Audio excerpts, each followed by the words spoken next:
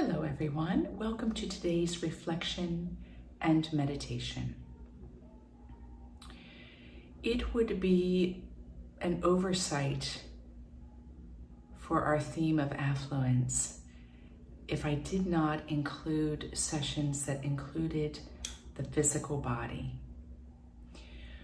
When we are talking about our awakening process being one where there is flowing from within, from without, towards, out from.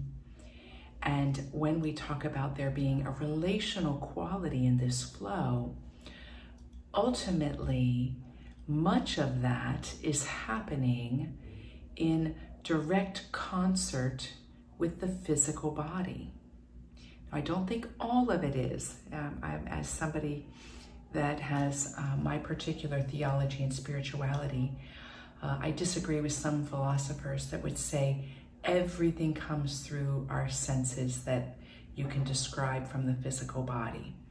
However, we are in this body, we are anchored here, and therefore the body is a participant in this awakening process. And in some brilliant and unique way, it is the location of the luminous. So I thought it would be good here and there to have sessions that speak about the body and do practices that are harnessed towards healing and transforming for the body and its systems. As you are probably aware in your own life, you carry memories, don't you? And probably some of those memories make your heart sing, and probably some of those memories have caused you sadness or suffering. Therefore, these cells of the body that are carrying these memories can be worked with as a portal in the awakening process. In addition to the fact that, it's a fact for me, in addition to the reality that the cells are also the place where spirit is pulsing at every moment. So it's an access point and a portal, not necessarily through suffering, but it includes suffering as well as it includes essential joy to it. So with that, I want to speak a little bit about the limbic system and hormones and the endocrine system. All right, so there you get a picture of the limbic system. Now, oftentimes the mammalian brain, which is considered the second in the tri-brain model, is considered to be it is sometimes considered to be synonymous with the limbic system. And that's not true. The limbic system is part of the mammalian brain.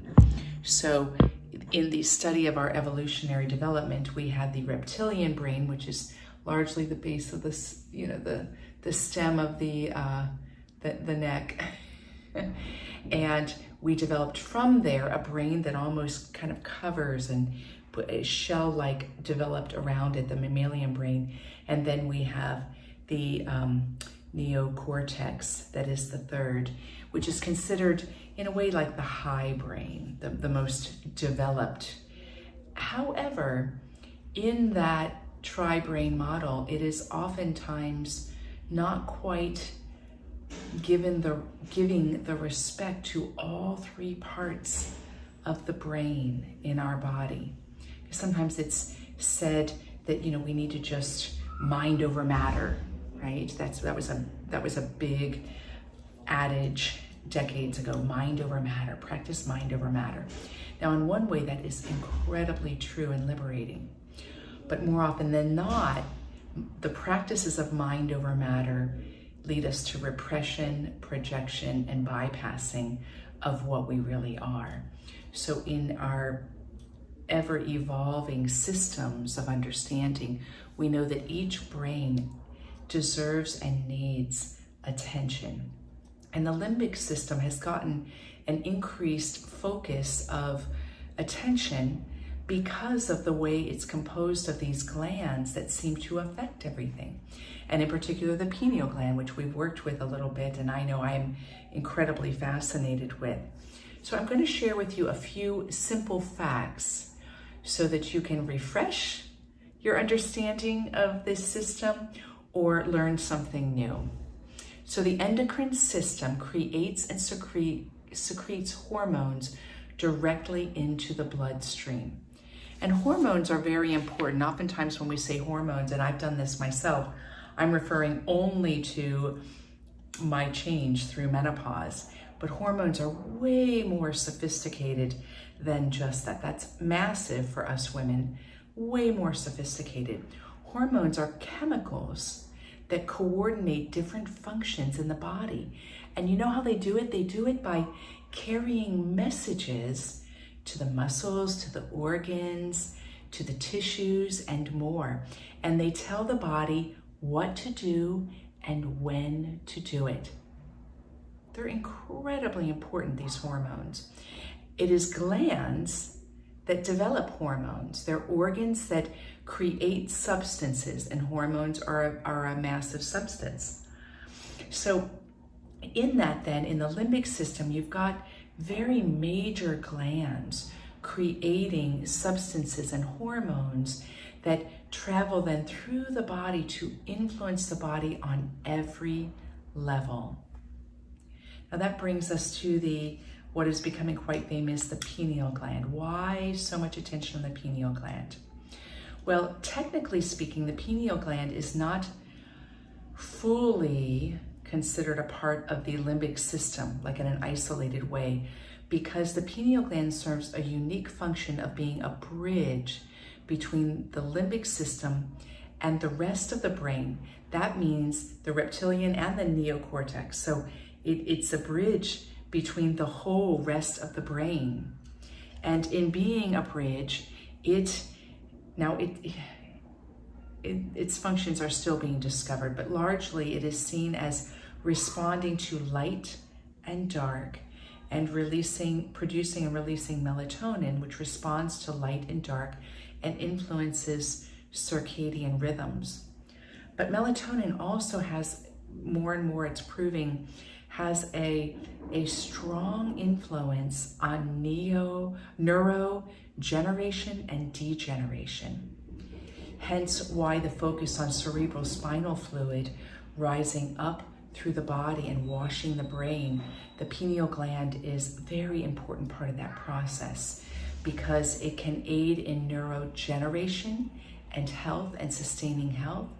And it also, because it's the one that can form the most crystals around it, sometimes those crystals can be calcification that limits its function. But cerebral spinal fluid rushing up through it and into it can dissolve that crystallization, the calcification, and enhance crystallization, which then amplifies the neural plasticity of the brain. That's a lot, right? Well, let me add two other thoughts with this. So what is the limbic system's large areas of influence? And I wrote this down so I didn't forget any of them. It processes emotions, memory, and motivation. It is connected with long-term memory, stress response, the olfactory senses, and the autonomic nervous system. It's a massive. So when you're healing from trauma on all levels, working with the limbic system can be very life-giving and because it's so fluid, it can be influenced with greater ease. Now the second bit of information I want to drop into your lab is very interesting. It comes from the writings of Descartes. Now, I'm sure you will agree with me that philosophers are the voice of the period in its understanding of life. And therefore they contain new and innovative insights, and They are of their time. So when I've looked back on philosophers, when I've studied the different schools of philosophy, there are things that are like, oh yeah, that's awesome. And then there are other ways you look at what they said and wrote and like, oh, that kind of falls short.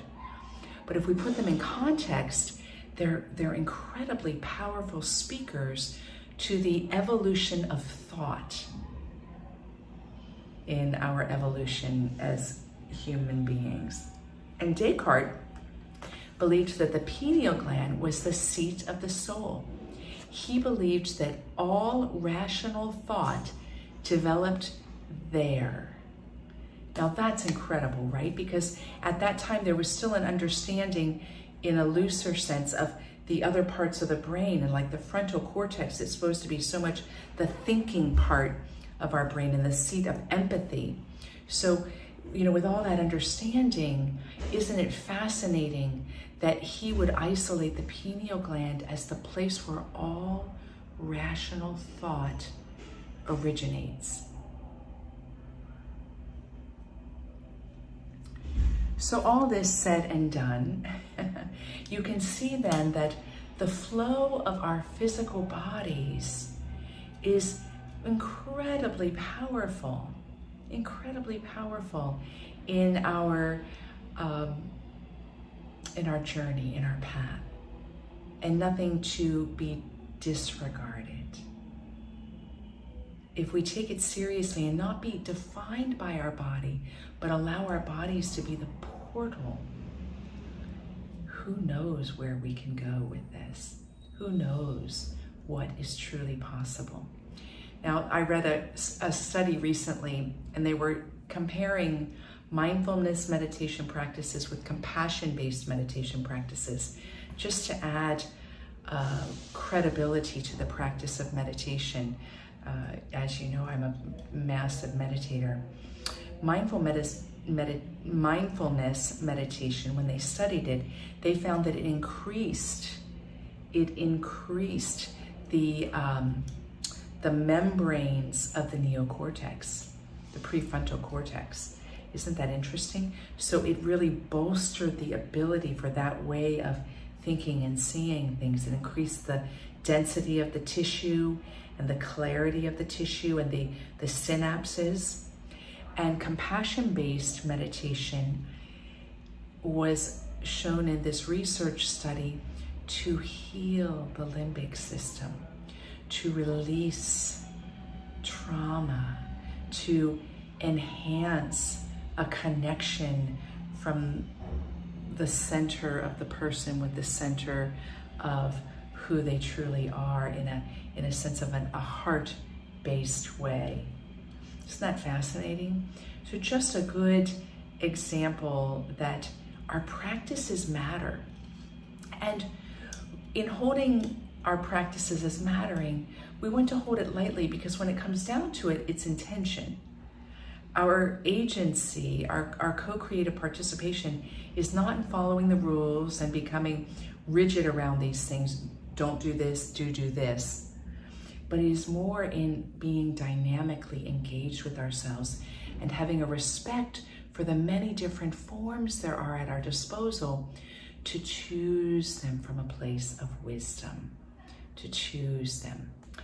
I remember when I went to a retreat center in Colorado, and I won't name it, but we drove 4 hours to get there for a kirtan that was supposed to be really wonderful. And we didn't know that they had a dress code. We didn't see it on the website, or we missed it. And we got there and they wouldn't let us in. That's an example of letting a rule or a custom that is meant to enhance your experience be a limiting factor. They even encouraged me to try to, did I have a blanket in the car that I could just wrap around myself, because I was meant to wear something that didn't show my legs.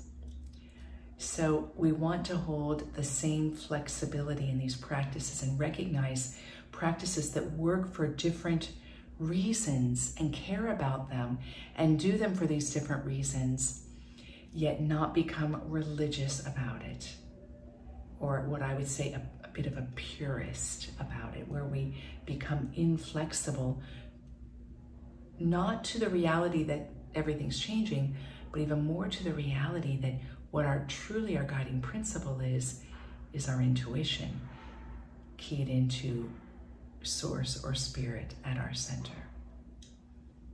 All right. So with that being said, we are going to do a breath exercise that works with the limbic system specifically. And this breath exercise, there are many. It is box breathing. And again, you can make up your own kind of rhythmic breath exercise, and it can have some of the same effects. So it's not that this one that we're doing is the be-all, end-all of box breathing. But when you commit to a breath exercise that has a specific repetitive rhythm to it, that's why things like kirtan and Taizé chant and that the repetition, what happens within your limbic system, which really works with fight or flight, and your responses, it moves you from only reacting to responding. It helps whatever is within you that can be coming from stress relax, to know it's safe. Oh, I can depend on this. I can relax. I'm safe. There's not a tiger chasing me. There is not a man behind the door with a gun. I can relax. I can relax. And in the relaxing, what happens? Oxygen flows more freely. Blood flows more freely. Your glands can generate and secrete the kinds of hormones that will support a healthier you and so many other great effects. So making a choice to repetition, that's why when I'm working with people who are looking to develop a steady meditation practice, I always suggest in the beginning to choose a time that works for you and stick to that time. 7 a.m. in the morning for 5 minutes. Don't bite off more than what you can chew. Don't think you'll just fit it in whenever. Not because you need to doubt yourself. If you know you'll fit it in, that can work. But the repetition itself, 7 a.m., what happens is the body gears up for it. It's like Pavlov's experiment, right? The body gears up for it and readies itself for this moment of rest. And then that will begin to ripple out in all sorts of other ways for your health and well-being. So we're going to do a box breathing, and it's going to be a 4 count. And in the beginning, I'm going to prompt the count. And then at a certain point, I'm going to start to eliminate the prompts. But I want you to keep with the same rhythm if you're able to. And if you need to slow it or speed it up, do that, but stay with a steady rhythm. And it's simply, you're going to come from your diaphragm. Why? Because what that does is it draws the breath from way down deep, okay? And it helps the fluids and the blood flow and that come from down within to bridge the parts of your body. So you're going to allow that to come up in the count of 4 from the diaphragm all the way up into your brain. You can focus on the limbic system, pineal gland, all the way up to the brain. If you wish to contract your body, you can. You don't have to. 1, 2, 3, 4. That's the inhale. You're going to hold 2, 3, 4. You're going to exhale 2, 3, 4. You're going to hold 2, 3, 4. Inhale 2, 3, 4. Hold 2, 3, 4. Exhale 2, 3, 4. Hold 2, 3, 4. And we're just going to keep this rhythm going. All right. So I invite you to close your eyes.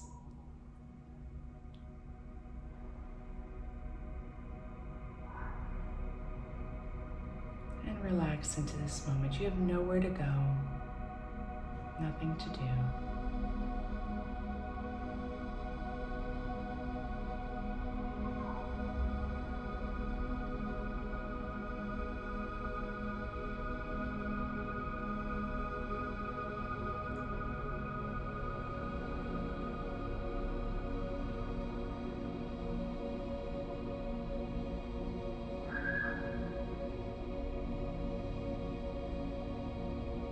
offer a little intention of gratitude that you are alive and that you have followed your inner guidance to be here in this moment for yourself.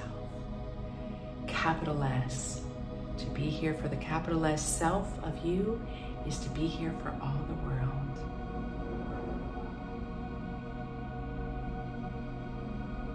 If you need to put your left hand on your diaphragm to help you breathe from there and the right hand on the chest so that you keep the chest still, do so.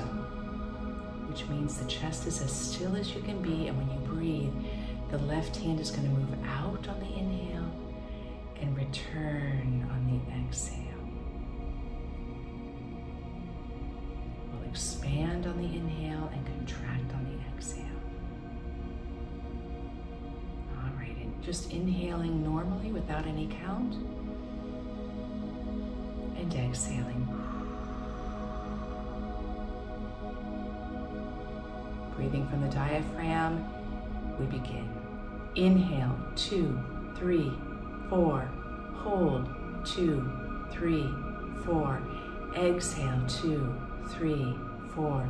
Hold, 2, 3, 4. Inhale, 2, 3, 4. Hold, 2, 3, 4. Exhale, 2, 3, 4. Hold, 2, 3, 4. Inhale, 2, 3, 4. Hold, 2, 3, 4. Exhale, 2, 3, 4. Hold, 2, 3, 4. Inhale, 2, 3, 4. Hold, 2, 3, 4. Exhale, 2, 3, 4. Hold, 2, 3, 4. Inhale, 2, 3, 4. Hold, 2, 3, 4. Exhale, 2, 3, 4. Hold, 2, 3, 4.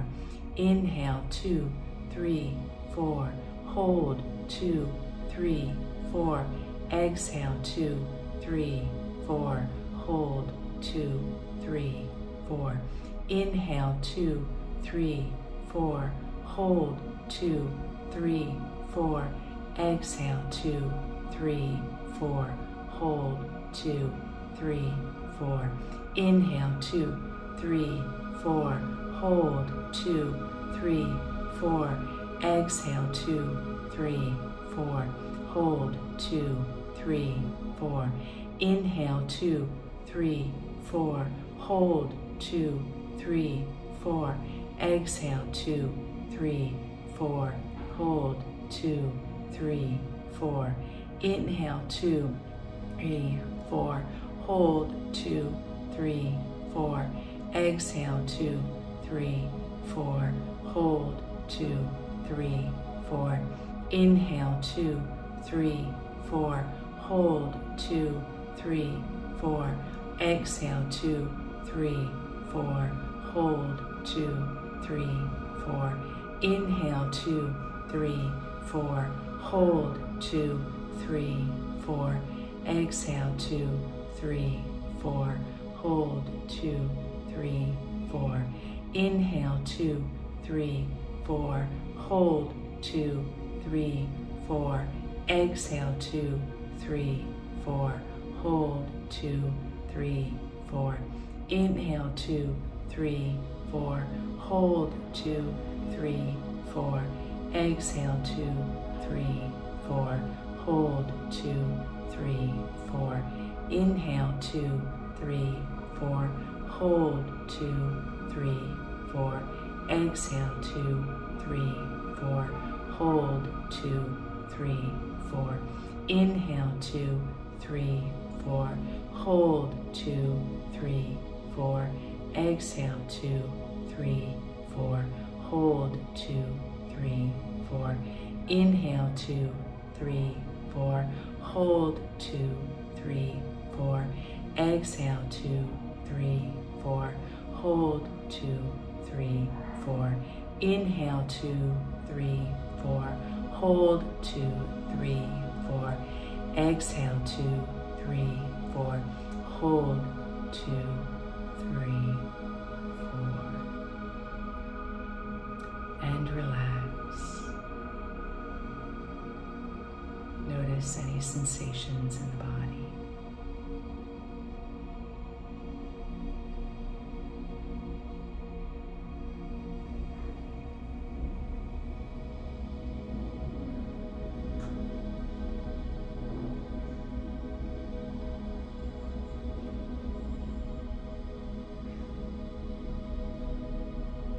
And inhale and exhale slowly as we begin another round. Inhale, 2, 3, 4. Hold, 2, 3, 4. Exhale, 2, 3, 4. Hold, 2, 3, 4. Inhale, 2, 3, 4. Hold, 2, 3, 4. Exhale, 2, 3, 4. Hold, 2, 3, 4. Inhale, 2, 3, 4. Hold, 2, 3, 4. Exhale, 2, 3, 4. Hold, 2, 3, 4. Inhale, 2, 3, 4. Hold, 2, 3, 4. Exhale, 2, 3, 4. Hold, 2, 3, 4. Inhale, 2, 3, 4. Hold, 2, 3, 4. Exhale, 2, 3, 4. Hold, 2, 3, 4. Inhale, 2, 3, 4. Hold, 2, 3, 4. Exhale, 2, 3, 4. Hold, 2, 3, 4. Inhale, 2, 3, 4. Hold, 2, 3, 4. Exhale, 2, 3, 4. Hold, 2, 3, 4. Inhale, 2, 3, 4. Hold, 2, 3, 4. Exhale, 2, 3, 4. Hold, 2, 3, 4. Inhale, 2, 3, 4. Hold at your own pace. Exhale. Keep the count going. Hold. Inhale. Hold. Exhale. Hold. Inhale. Hold. Exhale. Hold. Continue without prompts.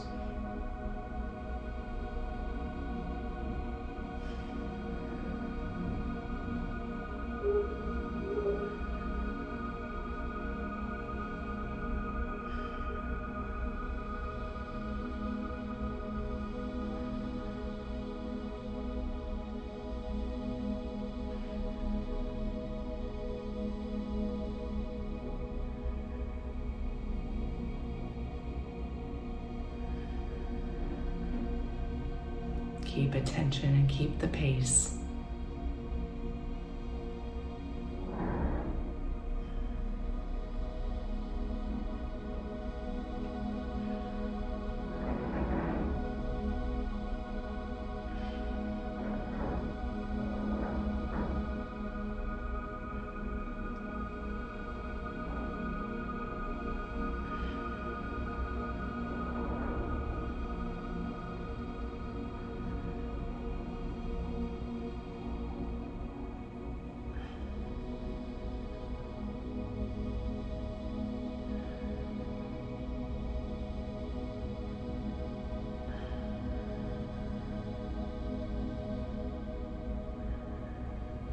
Keep the pace and the focus.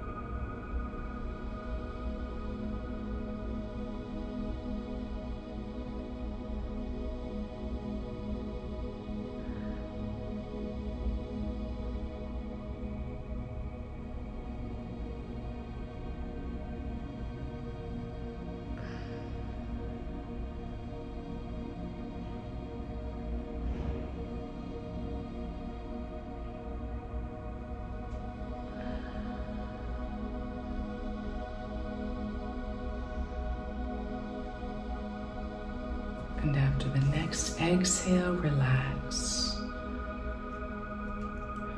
into your normal rhythm of breathing, keeping the eyes closed and letting the words of the Radiant Sutra 45 impregnate the space. Behind the spine is infinity. Below the perineum, invisible pulsating roots opening downward into space. The heart is wide as a spiral galaxy. Steadily consider back, root, heart, and know the living body of vastness that you are.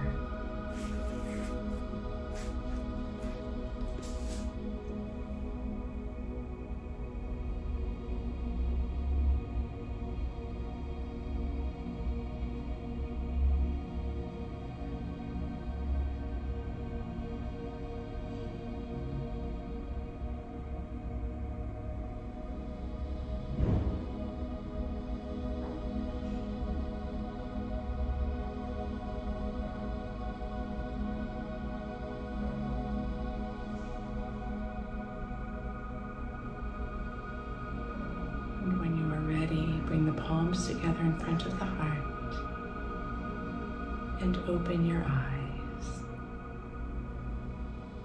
Have a great day, everyone.